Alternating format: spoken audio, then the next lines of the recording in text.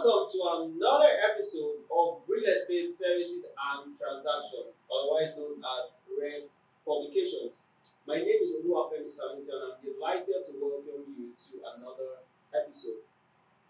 As you know, REST Publications is a subsidiary of Breeze Academy Limited. In the house today, we have, as usual, ESV Olaleko Abodere.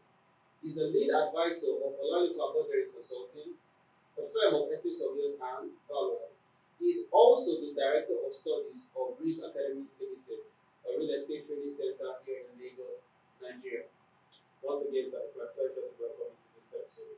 It's my pleasure too. Welcome, viewers. Thank you. Yeah, we have a very interesting topic today, titled Fractional Interest and Real Estate Decisions. Now, let me start with this note. How do you differentiate between strata title and fractional interest? Okay, thank you. Well, incidentally, the two relates to the issue of right and land. Okay. Talking about strata title, that is a case where you have where there is subdivisions. Okay. Where you have subdivisions, or we have different units. Okay. Case of strata title will arise where there is a land holding with a title, popularly referred to as global title in practice, right? Probably you have hectares of land with one single title, say CFO, for example, and that hectares of land is now subdivided into different blocks and plots, right? In that situation, it would then mean that each allocation of plots, each individual will have his title that will be rooted in the global CFO or in the global title. Or that each person will have either a deed of assignment or a deed of sublease that will be rooted in the global title. That is an example of strata title. That is, the global title has been stratified, right, into different units. That title we still hold as a paper, as an entity. But the boundary of right, the holding within that title, is now divided into different lots. Given that division of different lots, the holder or the beneficiary of each lot will have title to himself. The title will be traced to the root of title, which is the global CFO. Now, what that means is that you will now have multiple people with different titles, let's say deed of assignment, in their respective name, but all traced back or all rooted in that certificate of occupancy, which is for the overall land holding. That is an example of strata title. Now, again, you can have a case where we have apartment building. I gave you an example of where you have land and it's subdivided into plots. So you have land subdivision. The entire land holding has one title and that one is now subdivided. So each person is now allocated with deed of assignment. Right? It's not that each person will now have his own CFO now, but that each of the deed of assignment will be rooted in the overall CFO. The second example is where is a developed structure, where you have apartment building, for example, or condo, and each unit is allocated to individuals. Or you have terrace houses. These terrace houses, take it for example, is built on a parcel of land with one title, one CFO, certificate of occupancy. But you now have, let's say, about 8 terraces that you have done. Each of the terraces will be vested in individuals under different documents. Deed of assignment. Each of such deed of assignment represents strata title, right? Or you have shops, a situation where you build markets and you are allocating each shop unit to different people. But the entire land holding that accommodates the market or the shops has one title. Now you are generating individual title in favor of different people, then that is strata title. Now, it can be for apartment building, as I said. Beyond that, I'm aware that, particularly in some federal government schemes, what they do is such, they still allow individuals to have their own individual CFO. Like you have block of flats and they allocate, let's say you have 20 block of flats and they allocate each flat to different people. They issue CFO in respect of each one of them to the allotees, to the beneficiary. That is a case of strata title. What that means is that the individual that holds the title has one title and is one entity. Now, differentiating it from fractional interest. Fractional interest is a case where under one single title you have co-ownership. Right? Under one single title you have co-ownership. It then means that the holding of that title, the registered proprietor of the title, is not one individual. You have more than one person holding together. Like in the case when we discuss, okay, I think it's a future episode that we'll be discussing about interest in land. Talking about the aspect of co-ownership where you have tenancy in common and joint tenancy. And we'll be discussing that in the future. But suffices to say here that where there will be fractional interest, it will mean that you have co-owners coming together under one single title. Each of them has a bit of the holding under one single title. That is case of fractional interest. So it then means, take for example, you have 4 people that happen to be a registered proprietor of a registered title of a certificate of occupancy. Maybe 4 friends come together. We have 4 friends come together. Each one of them has fractional interest.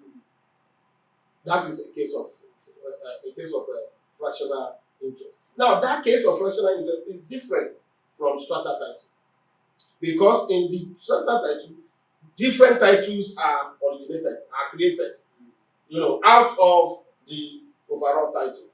But in the fractional interest, all of them coexist as owner under one single title. So that is and that is very common, where, for example, friends choose to buy a parcel of land together, and they come together as co-owner. That's very, very common. Now, but in a situation where another example that will come to mind is a situation where you have what we call special purpose vehicle. Special purpose vehicle, that is a registered company that was specifically registered for the purpose for which you want to use it, to discharge an obligation. Now, you can have stakeholders within that special purpose vehicle, right? That does not make it to be fractional interest, because the registered proprietor is an entity, which is the special purpose vehicle, or let's say company. It's only that now within that company there are stakeholders and they have their shares. But known to law, the proprietor of the title will be one entity, which is the special purpose vehicle or company, as the case may be. So it's important for viewers to understand those differences, because they have a lot of implications when it has to do with real estate decisions. Decision to buy, decision to sell, decision to invest, and what have you. So, given that, I know that this insurance title and fractional interest, there are some implications that it has when it has to do with real estate transactions. So, can you just give us examples of? Okay, thank you. Let me start from strata title. If an individual has a deed of assignment in respect of a unit of accommodation in an apartment building, or in respect of a plot of land in a layout where that layout is covered by one single title, the moment the individual perfects his title, he has a title that is severed from all other. He has the right to take any decision about it. In loose sense, let's say absolute decision. His decision will not be hindered by the interest of all others.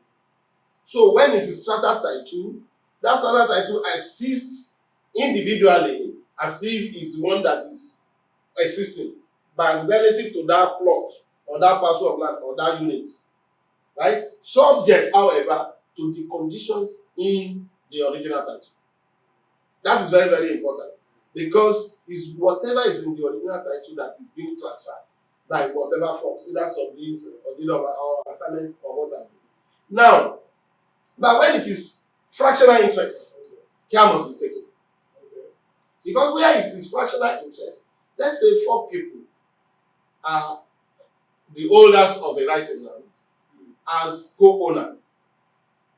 One single individual cannot unilaterally sell or take decisions on that property unless there is a common. Yes, it's very, very important.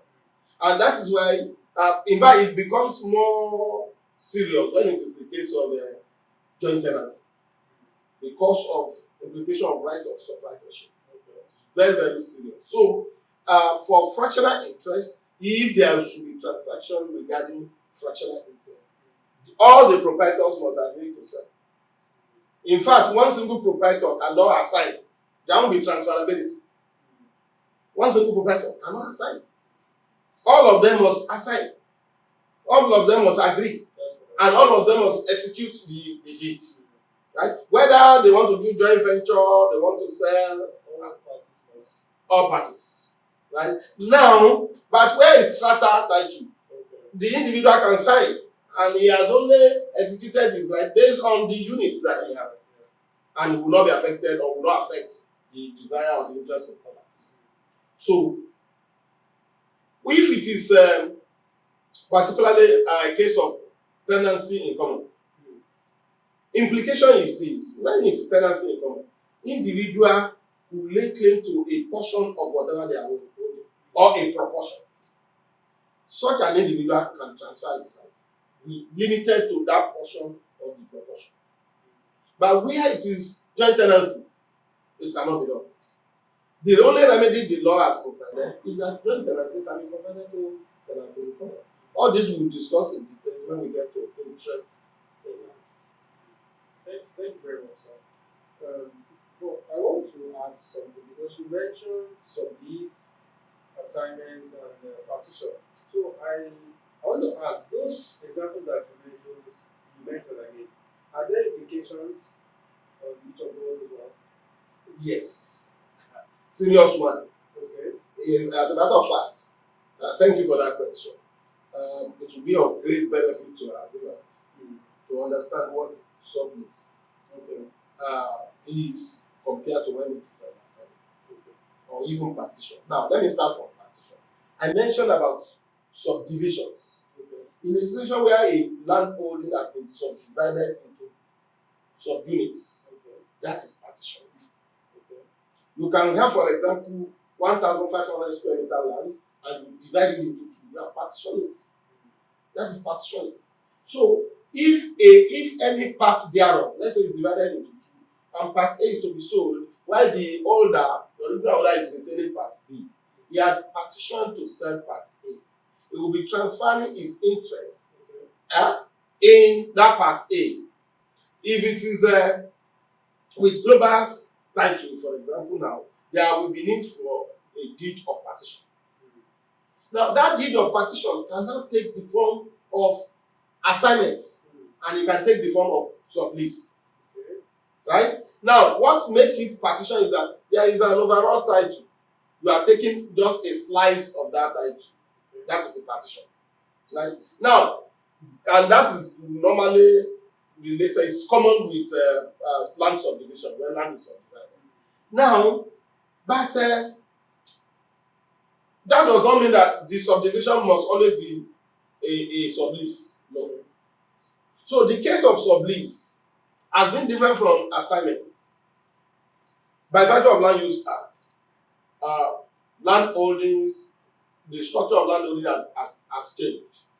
So you now have right to occupy, right of occupancy. Instead of right to hold, you have right to hold, in my own words, right? Now, holding it for a term of years, which is maximum of 99 years. Now, it then means that there will always be residue, determinable residue, right? Right in land for a number of years, that is known. Where the unexpired, the remaining residue of that tenure is transferred to an individual by way of alienation. That is an assignment. The overall residue, without holding back any day or any part of the period, then it is an assignment. That assignment can be in respect of a portion of the overall land. So that would be like you have partitioned and you are assigning the part of what you have partitioned. The implication of our assignment is this. The moment there is an assignment, the privity of estate will move from the assignor. Okay, let me take it this way. You know there is government, there is assignor now, there is assignee. Government grants the right to the assignor originally, right? To hold for 99 years. The assignor now chooses to say he's transferring his rights by way of assignment to assignee, let's say another party. By the time there is an assignment, that assignor is transferring the unexpired residue of his interest to that assignee. That assignee will now become the beneficial owner of that property. Whatever the assignor has in respect of what has been assigned, the portion that has been assigned, will now be vested in the assignee. The relationship, this is where the issue is. The relationship between government and the assignor before will now be shifted to between government and the assignee. Is that clear?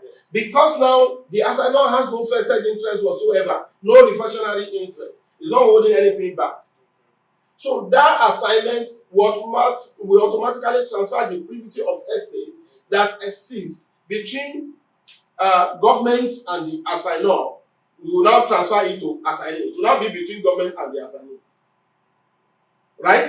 The assignee will now be the beneficial owner. If he has to pay grant rent, he pays it to government. If he has to do renewal of that portion, he does it with government. Because it's government that is the one that has assigned to the assignor originally. Right? It can equally be between individuals or between companies.